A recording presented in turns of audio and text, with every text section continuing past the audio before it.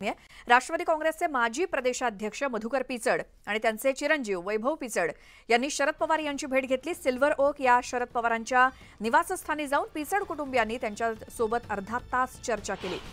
सध्या पिचड कुटुंब भाजपात आहे, मात्र महायुतीत अकोले विधानसभेची जागा अजित पवार यांच्या राष्ट्रवादीला सुटत असल्यामुळे पिचड कुटुंबीय तुतारी हातात घेण्याच्या तयारीत असल्याची चर्चा सध्या रंगली आहे। मधुकर पिचड आणि त्यांचे पुत्र या दोघांनी आज सिल्वर ओकवरती शरद पवार यांची भेट घेतली। या भेटीसंदर्भात अधिक माहिती जाणून घेऊयात। आमच्या प्रतिनिधी प्रणाली कापसे आहेत आपल्या सोबत फोन लाईनवरती। प्रणाली, या भेटीत काय घडलं?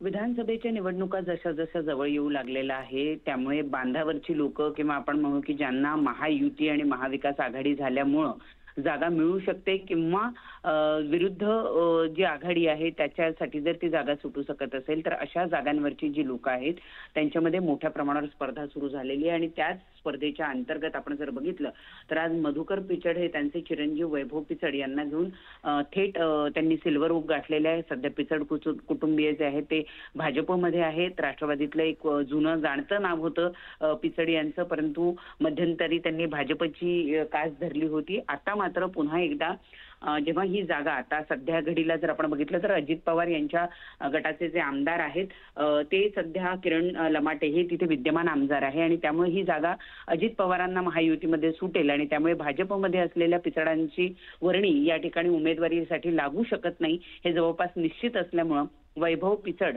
आणि मधुकर पिचड यांनी आज थेट सिल्वर ओकवर जाऊन शरद पवार यांची भेट घेतलेली आहे। आणि स्थानिक जो मतदारसंघ आहे तो मतदारसंघात जर आपल्याला उमेदवारी मिळत असेल तर आपण शरद पवार यांच्या पक्षात प्रवेश करू असं जवळपास चर्चेदरम्यान बोलले गेल्याची माहिती मिळते।